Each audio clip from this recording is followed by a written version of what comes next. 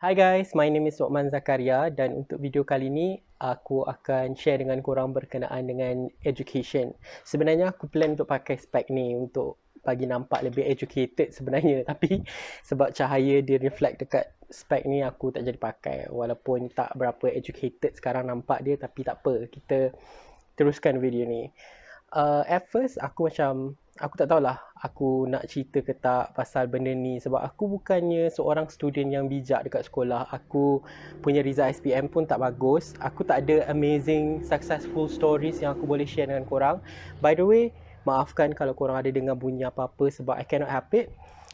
Berbalik pada topik education, aku tak ada successful stories yang aku boleh share dengan korang pasal SPM ke, lepas SPM ke, tak ada yang sangat-sangat amazing.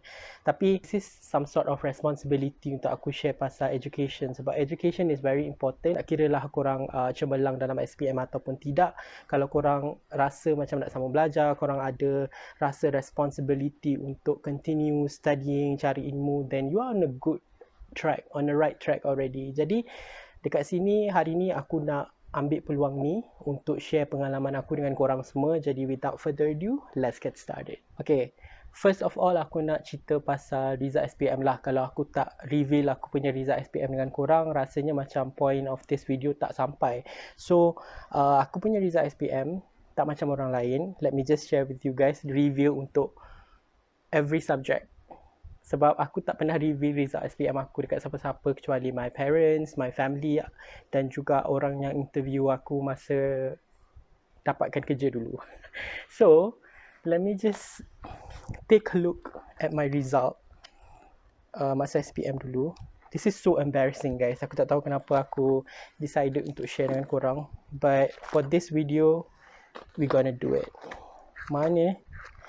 Okay. Wow. This is too bad. Okay, untuk bahasa Melayu aku dapat B, 3B.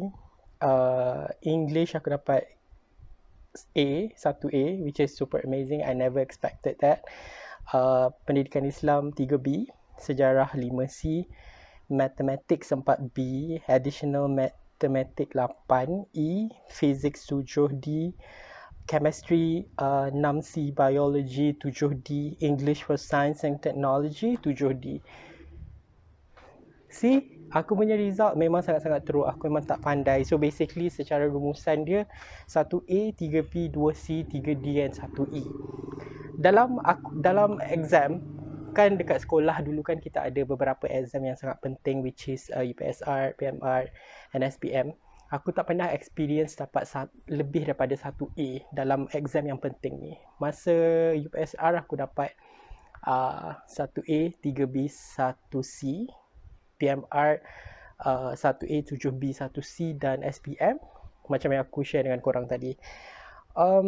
Tapi waktu zaman-zaman aku dulu, aku rasa memang stres lah juga kan sebab kita dapat result yang tak bagus. Tapi somehow for some reason untuk waktu sekarang ni bila fikir balik aku rasa bersyukur sebab waktu tu less pressure berbanding dengan sekarang. Sebab sekarang ni kan kita ada social media, kita ada Twitter, Facebook, TikTok, Instagram. Dulu ada social media tapi tak se-obsess sekarang. Tak macam korang zaman sekarang.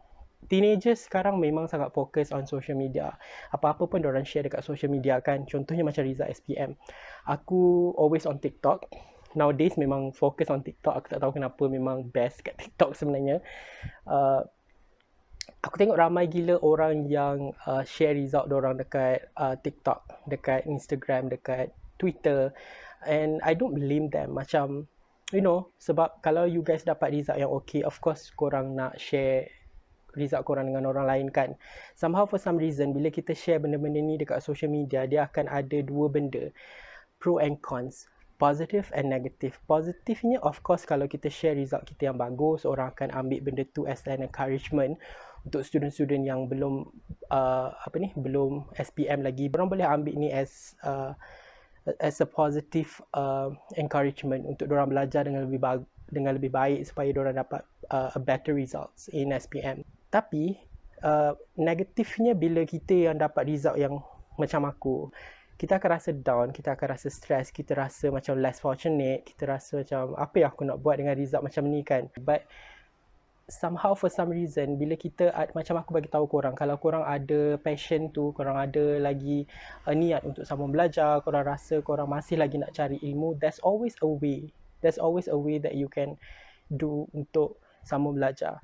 So as for me, bila dapat result macam ni, aku still lagi buat macam orang lain buat. Contohnya isi UPU, tengok sama ada dapat ke tak, keputusan yang bagus, ada tak universiti yang akan panggil, dapat surat ke tak. Tapi sadly memang tak ada. Semasa orang lain tengah seronok terima surat daripada universiti untuk sambung belajar, I didn't get any letter. Sampailah satu hari ni aku dapat surat daripada College Polytech Mara Alustar yang offer aku diploma in tourism management. So aku tak fikir apa-apa, aku terus decided untuk sambung belajar kat situ. Sebab masa isi UPU pun memang aku pilih tourism management as actually top 1 kot. Itu adalah top 1 ataupun dalam top 3 aku untuk sambung belajar dalam tourism management. Jadi bila dah dapat tu, aku terus grab, aku terus decided untuk sambung belajar kat situ. Sampailah sekarang aku dah habis belajar and I have a diploma in tourism management and alumni kepada College Polytech Mara Alustar, which is super amazing.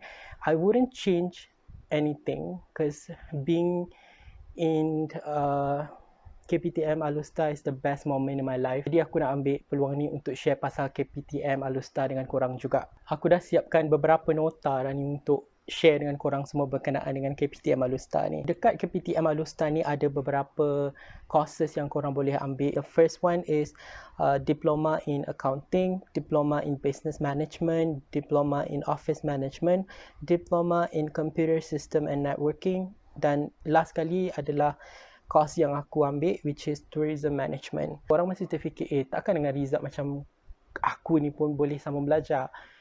Definitely yes. Korang jangan risau sebab kalau korang tak dapat result cemerlang, tak dapat straight A's, tak dapat 10A, 7A, 5A, 4A, even tak dapat A sekalipun, korang jangan risau sebab kelayakan untuk masuk dekat KPTM Alustar ni memang sangat-sangat senang.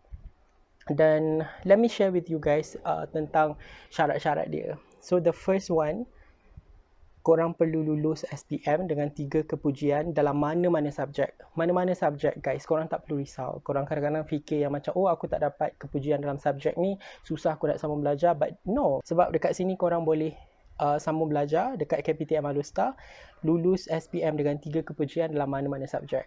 Okay, as I mentioned.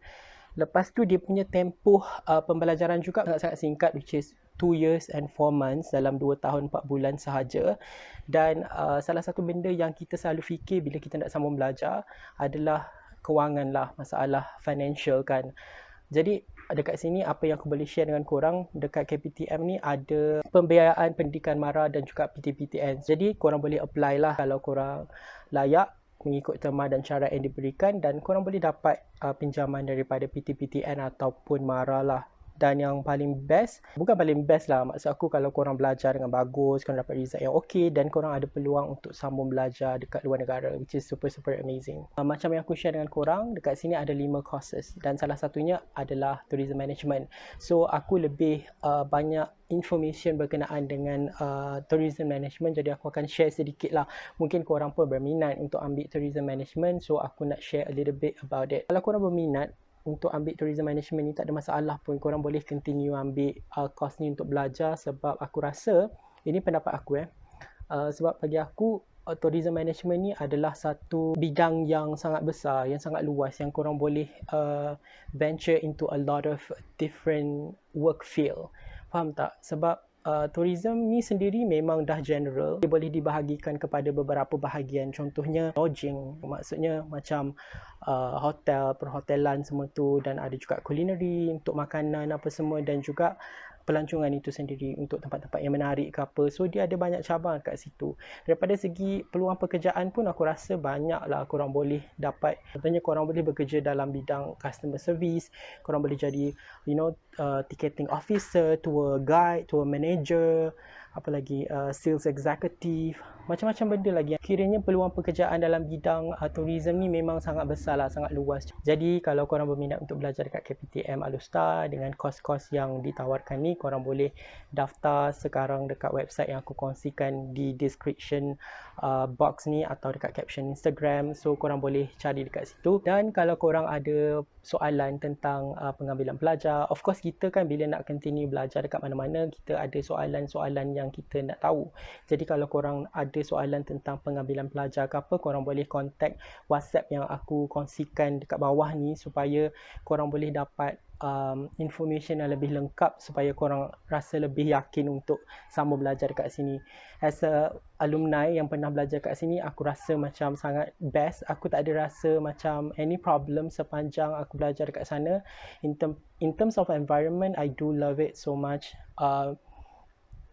Lecturers, I think everybody are very nice, especially lecturer-lecturer yang mengajar aku lah dalam course tourism ni. Diorang memang very friendly, very supportive dan sangat baik lah. Aku rasa everything is okay lah. Last but not least, aku just nak ucapkan tahniah kepada semua orang, untuk korang semualah yang dah habis SPM, yang dah dapat result. No matter apa pun result yang korang dapat, just be grateful dan move on, cari solution untuk whatever you wanted to do in future. You tak dapat result yang bagus pun, it's okay. Cari solution supaya korang boleh sambung belajar. Bunyi dia mungkin agak klise, tapi this is just the beginning of your life. There are so many things in future yang korang nak kena hadap lagi. So good luck and selamat belajar.